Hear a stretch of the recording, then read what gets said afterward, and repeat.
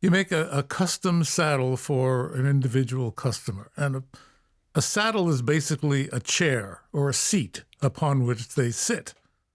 Yes. In order to do that, do you have to measure the butts of these people in any way? Welcome to Season 2 of the TheKnifeWife podcast. I'm Suz, here with my husband, Bob Terzuola. We're professional creatives and entrepreneurs who live, love, and work together. We share our stories to find ourselves in others. P.S. This podcast has little to do with knives.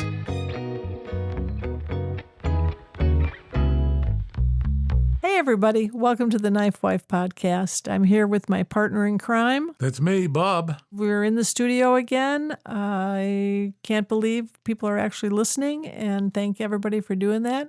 And once again, we answer questions nobody asks. And when you get a sexagenarian and a septuagenarian who's now an octogenarian, That's me. Together, this is what you get. We can't do a TikTok dance, so here we are.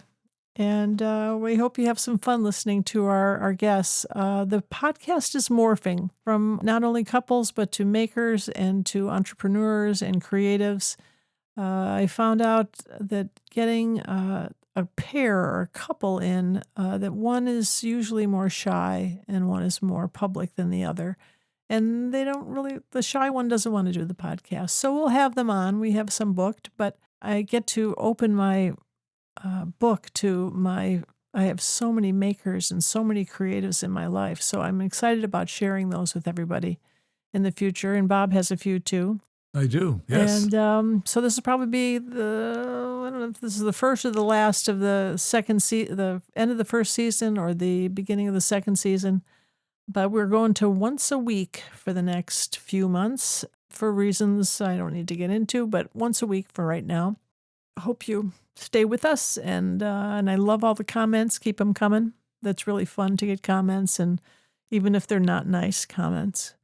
Anyway, someone said recently about one of our podcasts from Italy that Bob was at the opposite end of his political spectrum, but he still respects him. I'm like, okay, well, I hope I'm more than who I vote for. And proud to be there. Yes, and I hope I'm more than who I, push the button for to vote. I mean, I hope people are much more than that. I'm banking on it, actually. So anyway, today we have with us a woman that is a friend, a colleague, spent some time with us. She was here. Her name is Tiffany. We call her Tiffers, right, Tiff?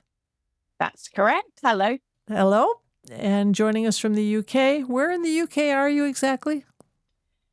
I'm in Wiltshire, so it's the south half of the UK. Okay. Kind of in the middle of the south. The middle of the South. Okay, that would be Texas in the United States.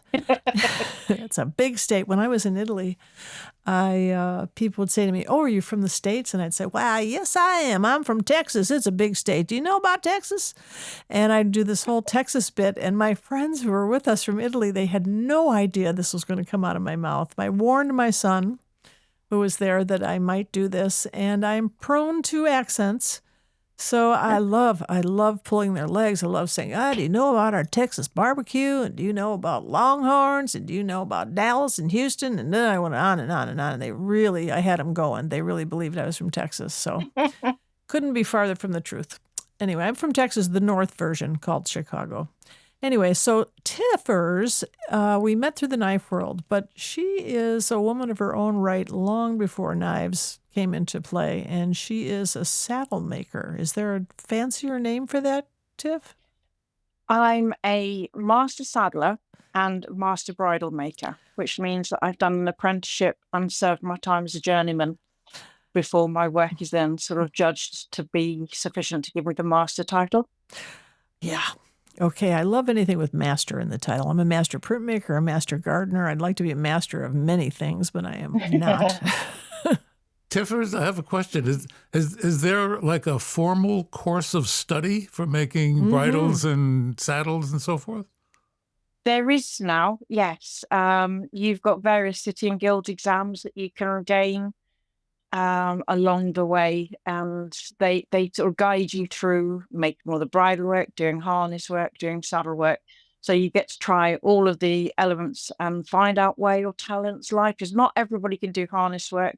Not everyone can do saddle work. Not everyone can do bridle work. So some people are better at other things. But the way that you're taught, you have a modern apprenticeship now, and that will guide you through it, and you get to work out where your talents lie.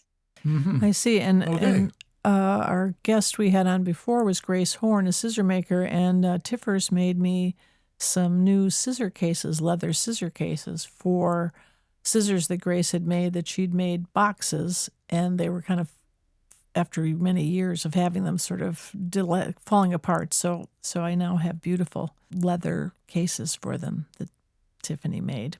And I'm hoping to get a collar for Gigi someday. Oh, yes. Yes. Anyway, so I know of course I follow you, I stalk you on social media. For people who don't know anything about saddles or horses, you make dressage saddles, is that correct? Side saddles. Side saddles, side saddles, even better, even more remote. And you put a bunch of pictures up of people all dressed up in quite extraordinary costumes, riding side saddle, right, on their horses? That's correct. Those photos were from the Side Saddle National Show, which is held every year. And you have a variety of classes. You have equitation classes where they're judging the horse, the way that the horse is being ridden, the way the horse moves. Mm-hmm. And then you also have costume classes where the costume that the rider is wearing is also judged. And these are historically correct costumes for a lot of the time. And so they might be taking inspiration from paintings and drawings and artwork and sort of models and things from maybe Victorian, Edwardian, or even medieval times. Yes, and I've seen you in some get-ups myself also, right? You're Victorian no stranger. stuff. Mm-hmm. Mm-hmm. That's correct, yes. Yes. I haven't done it for a little while, but I love Victorian stuff. And I used to be part of a group that did Bengal Lancers, first Bengal Lancers, and we used to do productions at various country shows where we would have equitation going on with the gentlemen riding their horses and the women riding side saddle, and I was one of the ground crew, as it were. I used to wander around in my dress, looking nice. Yes, if I could. You showed me some pictures. It's pretty impressive. I love this stuff.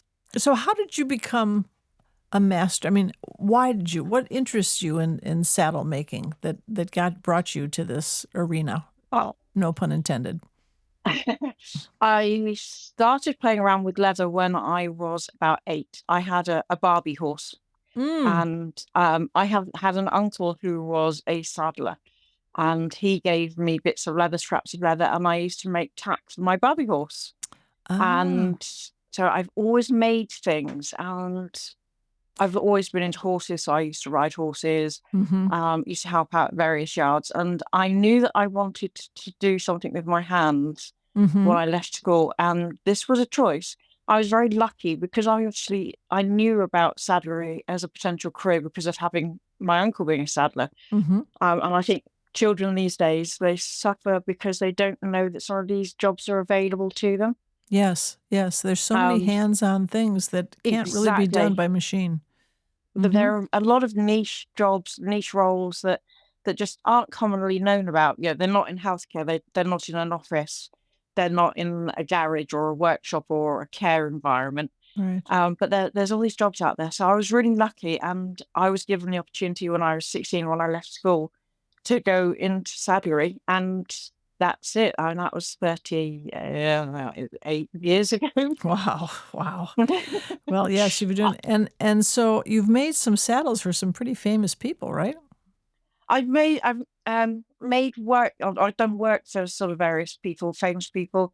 I don't think anybody's got any of my saddles that are famous, but there's bits and pieces of work out there. I've done stuff before now for the late Queen. I did some bridal work for her.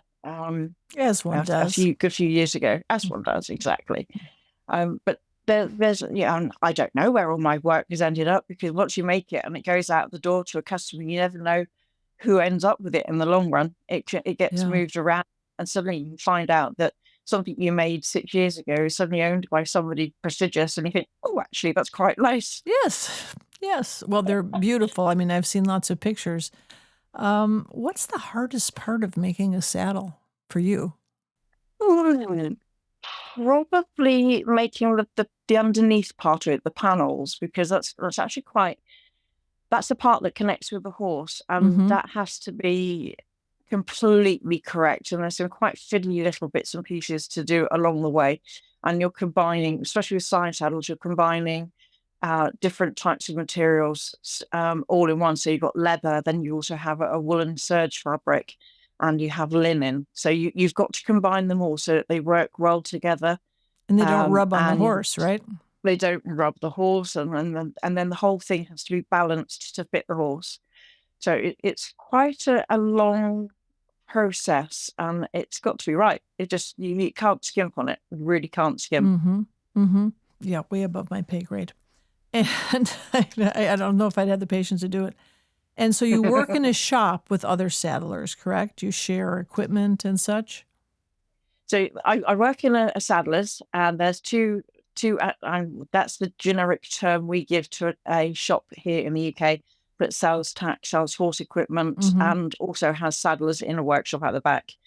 And they're getting a lot rarer in the UK. So you have a lot of tack shops where they don't actually have anybody there to make stuff or repair stuff. Oh, yes. But I work there with one other saddler, and that's 4 days a week. And then I have my own workshop, and I'm there for 2 days a week, and that I make all sorts of stuff in there, anything from valet trays up to boxes, knife sheaths, anything that people want, I'll have a go at making. I know. And that's the fun part of you, is you'll try it. In fact, you had a go at making something. You came to Bob's shop. Well, I have a question that may be a little bit indelicate, but it's always fascinated me. Basically, you're making you make a custom saddle for an individual customer, and a saddle is basically a chair or a seat upon which they sit. Yes. In order to do that, do you have to measure the butts of these people in any way? I mean, how do you get, or do you simply have like small, medium, and large? How does Wide, that work? Narrow. It's quite funny, actually. In a side saddle world, you do spend half your life looking at people's backsides. Well, there's a reason for me not to become that. I did that as a movie costumer, and I really, after a few years of it, it kind of got old. Yeah. Okay. Yeah. Basically, saddles, you can make a saddle of a particular width and a particular length. The length is mainly to accommodate the horse's back. You can only go so long on particular horses. And the width, obviously, is to accommodate the width of the backside of the person who's going to be sitting in it. So there are those two elements, the horse and the person. And then what if horses don't last forever, right? People outlive horses. So let's say they get a new horse. Does that saddle fit on the new horse, or you have to start all over again? Not always. Sometimes, yeah. This is the funny thing, or the fascinating thing about side saddles. Sometimes we are working on side saddles which could be 120 years old. So we refurbish them, we restore them, and we can then make them fit horses that people have. But it's like anything. And if you're putting any saddle on any horse, you've got to get a saddle that fits that horse. Right. And you fit the horse first. And what you've had originally for one horse might not fit your next horse along. Yes. I know people who have gone to a saddler, they found a saddle that they like, that fits them beautifully, and then they've taken that saddle and then they've gone and found a horse that fits the saddle. There you go. Because I was going to say, I've had horses, and they had their own saddles. You didn't swap saddles out because everybody, like people, have a different shape. Okay. Exactly. So if you were to go, let's say you had to buy a saddle, imagine that.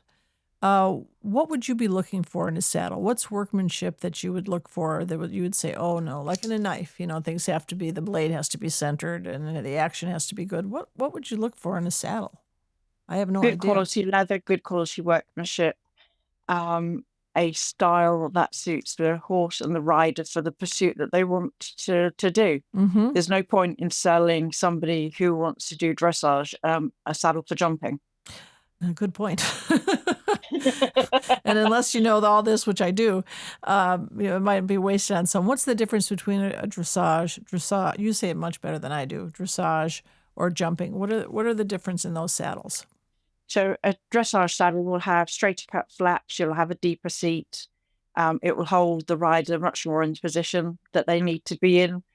Whereas a jumping saddle will be much more forward cut, so that they can ride with their stirrup leather shorter. They can get up out of the seat a lot better to help the horse when the horse is jumping. Mm-hmm.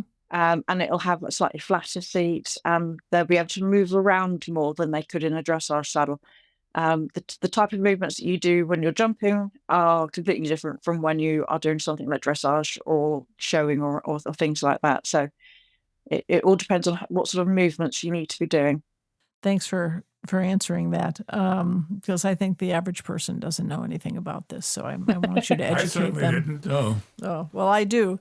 And I always would watch these jumpers and be amazed that the horse could jump that high and, not knock off the bar that they're jumping over. I don't know. I just never thought horses were meant to jump, but apparently they are. It would not be my thing. Would not be my first ride with dressage or in Western saddles. I understand they worked for cowboys, but boy, are those hurt you. Those are wide, big saddles to put your legs around. So, They are. They are. Anyway, so we're going to have a non sequitur here because something you've also done that has really fascinated us, besides coming and making a knife with Bob, and we helped you eat your way through San Diego food. You went to In-N-Out. I had such a good time. Yes, we went to In-N-Out. We did Mexican food. Which is the national food of California, and it was amazing. Yes, and fish tacos and all sorts of things. Anyway, but you came to make a knife, and you did a beautiful job. I have to say, you weren't afraid of the machines. You just jumped right in there, and that was impressive. I think you've posted on Instagram many times. So somebody wants to look for it, look under. What's your Instagram handle? That would be Tiffers JP. Tiffers JP, just perfect, I said. That's what the JP stands for? That's her. Anyway, so you're a knife collector and a maker now, but something that you've created, which I love creating something out of nothing, is a UK knife show, which there were no UK knife shows. I did meet a guy at the Paris show who's a psychiatrist. I thought this was interesting. He says, I'm going to start a UK knife show. I thought, okay, good luck with that. And then Tiffany did. Tell us about the Sharp Show, the first year, and now you're at your third year. Is this your third year? That's right. Okay, so tell us about, how in your twisted mind you said, well, let's just do something that the whole country's really not behind. So there did used to be a knife show in the UK called Knives UK, and they stopped, I think it was 2019, and people were missing having a UK knife show. They needed it, and I sat down with 4 of my best friends, and we had been discussing it for ages, and we were talking about, well, come on, we can do this, we can do this, we can do this, and I had a period of insanity, maybe, and I love those. I just, so do I. And I decided, oh, come on, I can actually do this. All you guys are busy. You've got your own bits and pieces. I have got time in my mad schedule that will let me do this. And I had a Dragon's Den moment when I presented my ideas and my thoughts and my costings to my 4 friends and said, what do you think? And they said, let's do it. And that's how it started. I was very, very lucky because with the UK atmosphere with knives is not very good. It's not a very knife-friendly country at all. However, I knew of a venue that I thought would work for us because they're used to having reenactors markets. So we have a lot of reenactment in the UK. So we have people go there. They have these big markets. They buy swords, they buy knives, they buy shields, all sorts of things like that. And I thought, everyday things, shields. I need a shield. Yeah, absolutely. Everybody needs a shield in their life. I use Bob.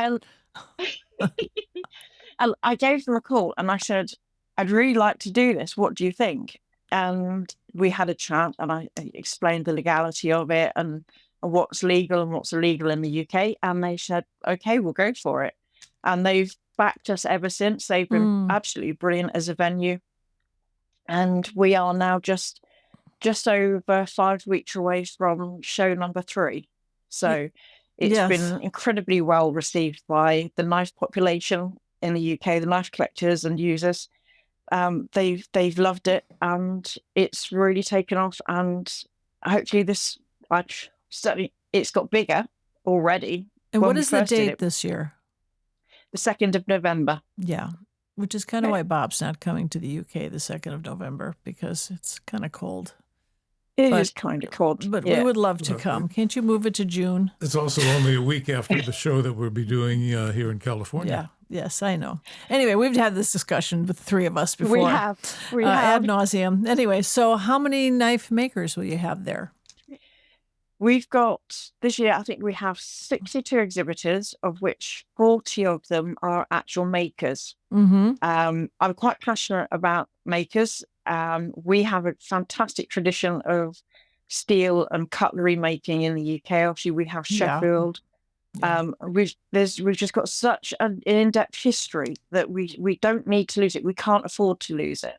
So having the makers there is the important part of it. So I try and have a balance of at least 2/3 of the exhibitors are makers. And then we have some traders and some sort of stockists, material guys as well. Right. And so, but we have over 40 makers, which is great. And how many, is it 1 day or 2 days? It's just 1 day. 1 day. Okay. At the moment, yeah. Okay. November 2nd, be there or be square, you people.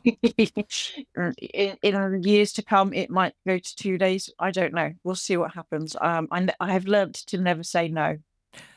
True. And, well, in my experience with knife shows, the longer is not always the better. Most of the knives that are bought and sold are in the first few hours, and then the rest is just hanging out and talking with your friends. That's something. So I've been to SICAC in Paris twice, and that's definitely what happens. The first day is a mad feeding frenzy. And then the second day that's the time to chill out, to have a chat with the makers, meet friends, and just chill out and sort of make your final decisions on the knives that you don't want to get away. Yes, I think you're right. But I think one and done is good for now. But who knows? Who knows where this will become? I'm just impressed that you're on year 3 and they haven't shown up and said, "Okay, we've had enough of this."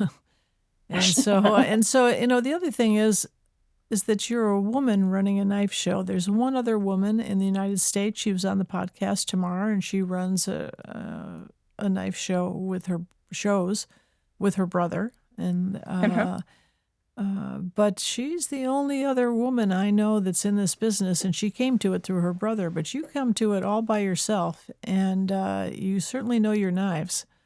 And that's for a woman. I mean, it's a sausage fest, this business. And so, yes. And you and I mean, I can handle knives. I never thought I would be in this place now that I could, pick up a knife and tell you what country it was probably made in a factory. If it's Chinese or Taiwan or Italian, I can tell just by the feel of it in my hand. And then when I see you open and close a knife, that's someone who knows what they're doing. Which at the beginning I had no idea what I was doing. In fact, I was playing with a Spyderco one-handed opener in the car on the way back from Golden, Colorado to Santa Fe, and Bob said, "Put that away. We're going to hit a bump and you're going to impale yourself." But I thought, if I'm going to be in this game here with this guy, I better learn to open and close a knife with one hand, which do. She did very successfully. It's quite funny, actually. You've got the Spyderco Meerkat, which has got a hidden lock. And I have 2 of them. And as well as the knife show, I hold a couple of smaller knife meets throughout the year.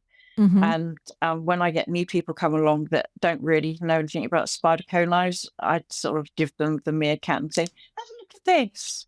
And I hand it to them. Of course, they open it because everybody knows how to open a knife, especially one-handed. You got the hole there. You open it out and you think, oh, yeah, that's great. And then they go to close it and there's no apparent lock.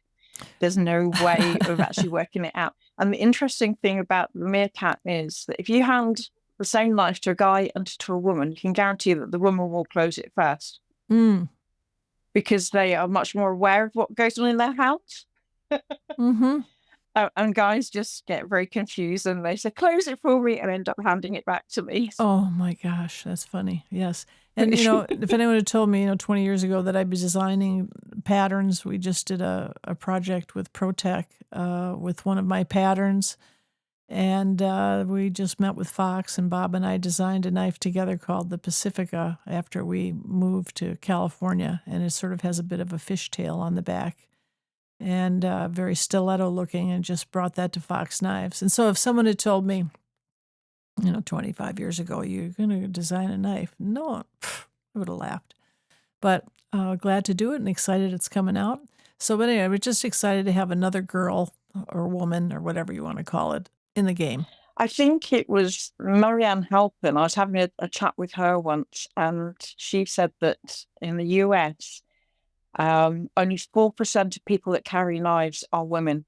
Interesting. Oh, isn't that interesting? Which is a fascinating figure. And I then sat down and I started chatting with a lot of the people that run knife-based Facebook groups in the UK, and they were looking at the users and working out what percentages were. And I think it's probably pretty sort of similar in the UK as well. There are a lot less women, obviously, than guys that do it.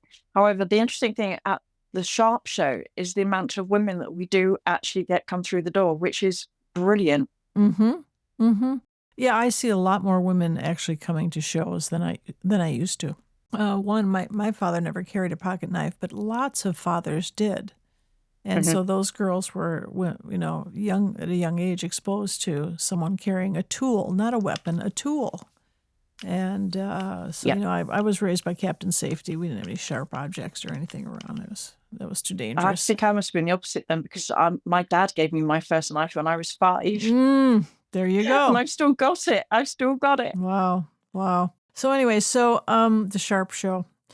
What is it like to run a show? I mean, I know you posted something the other day I saw about, which email did this person or which thing did this person contact me on? And I do this, I have many emails for my own things and for Bob's things, and then social media. And I know somebody wrote me, they'll say, oh, I have a question about this. Can you find out this? And I'm thinking, where did they write me? Then I have to search all these places. So there's something called Searchy. It's a search engine that you can type in a word and it will bring you to that. And I'm seriously considering getting it because it might save me a lot of time. Oh, that might save me a lot of time as well, because it doesn't matter how many times I say to them, can we just keep it to emails, please? Just use a Sharp Show email. And then the same person will send me a message via personal WhatsApp, business WhatsApp, personal email. And this is the same person will use 5 different messages. I know.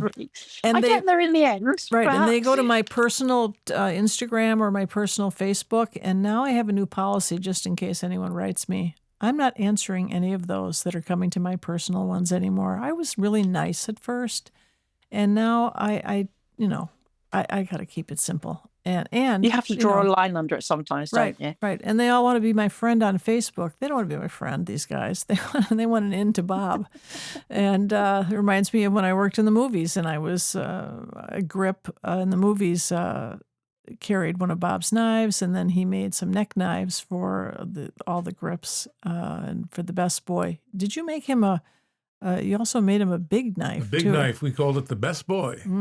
Big knife for cutting back things when he's trying to lay track or put a light in or, something in the movies. Anyway, and so these guys all wanted custom knives. And I used to carry one of Bob's knives with me on the set. And that got passed around a lot. In fact, it got commandeered for a scene opening a bag of feed once because they said, where's that wardrobe girl? She's got a great knife. Somebody brought her a little Swiss Army knife for the scene. They're like, no, we want a knife.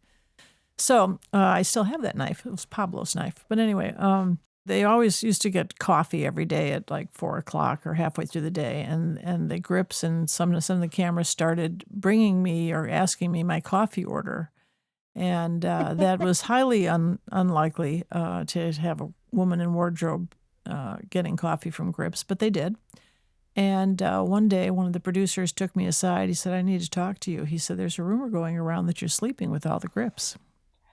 I said, "Really?" I said, "Well, check this out. They want to sleep with my husband. They don't want to sleep with me." He's like, "What?" He couldn't get his head around it. I said, "He's a knife maker, and they like his knives." I said, "Go ask them. Ask them if they know who Bob Terzuola is." And he did, and then he didn't quite apologize, but he said, "Well, I see your point." He said, "Well, that's why you're getting coffee every day from these guys." I said, "Believe me, they want to sleep with my husband, not me." So anyway, yeah. So what is it like running a show besides having everyone respond to your emails and not respond to your emails and message you in every, way, shape, or form, carrier pigeon, whatever? I find it a lot of fun. I love the enthusiasm and the passion that it creates in the knife collecting community in the UK. Mm. That's what makes it worthwhile. Mm-hmm. It absolutely 100%. It can be a bit nuts. There can be periods where you don't actually have an awful lot that you need to do. Obviously, makers like to have a little bit of time to make stuff, so Mm-hmm. I try to get most of them on board by sort of January, February time. Although the show's in late autumn, Mm-hmm. they need to have a few months to be able to make stock, because a lot of them are part-time makers in the UK. We've got very few full-time makers. Yeah. So they have to have a bit of time, bit of warning. Unlike the first show, they actually had about 3 months warning that they had a table at the show. So they didn't appreciate that, but they pulled the stops out and they made an amazing show. It is hard work. There's a lot of things that you have to think about. Things that, like, are the tables at the venue actually going to be strong enough to support the knives that people are going to be putting on them? Yeah. I have heard, not at my show, but at another show in the UK, one of the tables actually collapsed under the weight of knives that was on it. So that was quite interesting. That's So a that's lot of always knives. something you've got to consider. Mm-hmm. And you have lots of silly questions that you have to answer, like, "I've bought a ticket, but I can't find it. Can you resend it to me?" And I've done about 15 of those so far, and we're still sort of almost 6 weeks away from the show. Mm-hmm.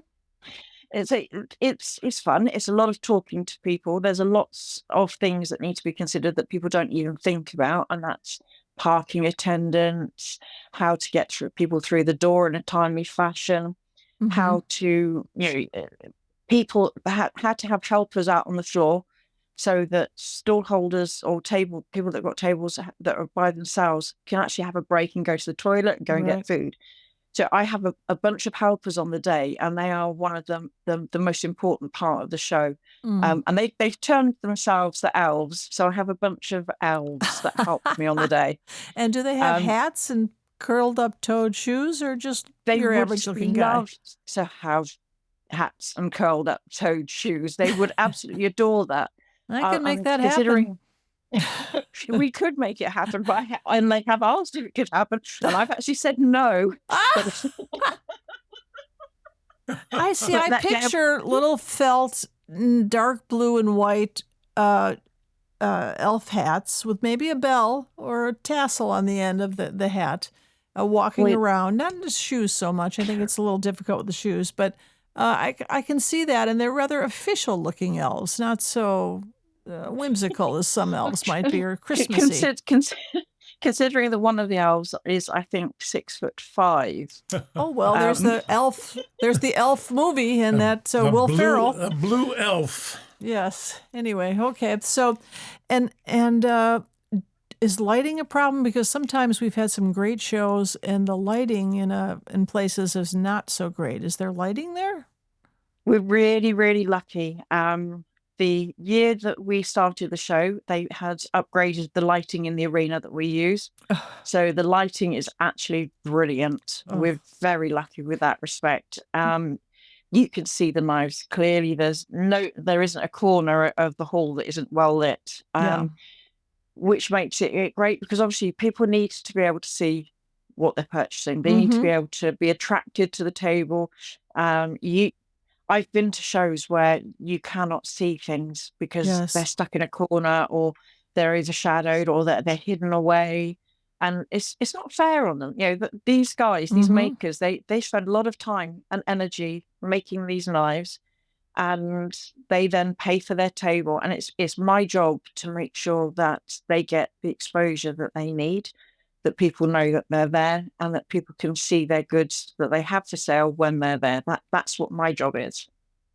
Yeah, and you understand that, which not all showrunners have understood that. They learn it, but you got that. So good for you. Good for you. Any more questions you want to ask her, Bob? No, I was always fascinated with the conjunction between the saddles and the knives. Tiffers is you're a knife collector, but you're also a knife user. I mean, you're one of those collectors who actually uses knives, cutting the leather and trimming whatever you have to, trim and so forth. And you've got quite a selection of very unusual types of knives that leather workers use. And a lot of... She brought them. Yeah. She brought them to our house. She did. She taught showed me us a lot about saddle making and leather working that I had. She showed us some very interesting tools. Yeah, I like them. And not very many of my collectors actually use knives. I mean, they'll cut a tomato or something like that. But as part of their profession or their livelihood, they're not actually using them. But you're one of those people that actually does use knives, and that's... I consider myself really nice. Very lucky to be in that situation, to be honest. Very much so. And it means that I have another excuse to buy more knives because I always need extra work. Yeah. Well, you did a beautiful job making the knife that you made in my shop. You wanted to make it blue, as I recall. Blue is your favorite color. That is right. And I remember getting a supply of what was it? I guess it was different kinds of micarta and blue carbon fiber and materials just to. That's right. Yeah, so that you could pick and choose, and you picked one and made a beautiful, beautiful knife. Thank you. I had the best time ever in your workshop. It was just a wonderful, wonderful time staying with the pair of you and making that knife. And I would happily spend every day in that workshop with you. Yeah. Okay. Well, you're welcome. You're welcome back at any time. Just let us know. Yeah. We'd love to have you again. Yeah. Maybe we can make a saddle together. No, let's make something else that we can use. Something you can use. Yeah, exactly. Anyway, well, we're running out of time, unfortunately, but I just want to say again, The Sharp Show, and The Sharp Show has its own Instagram page, right? And it has a new website now as well. That has just gone live in the last week. Okay, and what's the address of the website? That is www.thesharpshow.com. Okay. All right. Well, look it up, guys. And November 2nd, she'll be there in all her glory. And we wish we could be with you, but we'll be watching on social media as we do. And we wish you much success in this year and everybody who's coming and going to the show, whether they're buyers or sellers. And what can I say? Just a delight talking to you again, and looking forward to seeing you whenever you can make it. It's been wonderful to talk to the pair of you. I can't wait to see you again sometime soon. Yes. All right. Well, lots of love. And everybody, thank you for listening to the Knife Wife podcast. And Bob? Bye, everybody. Thanks for being here.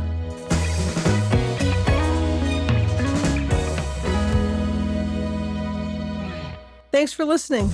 If you like what you're hearing, please share this with a friend and subscribe where you listen to podcasts. Support our efforts through Patreon at The Knife Wife, and for all Terzuola goodness, go to terzuola.net. And remember, if you're not laughing, you're not living. Comments and questions can be made on Instagram at The Knife Wife Podcast or our Facebook group, The Knife Wife Podcast. And if you're a couple who work together and would like to be on our podcast, tell us about yourself with an email at eccentricsuz.com or terzuola.net.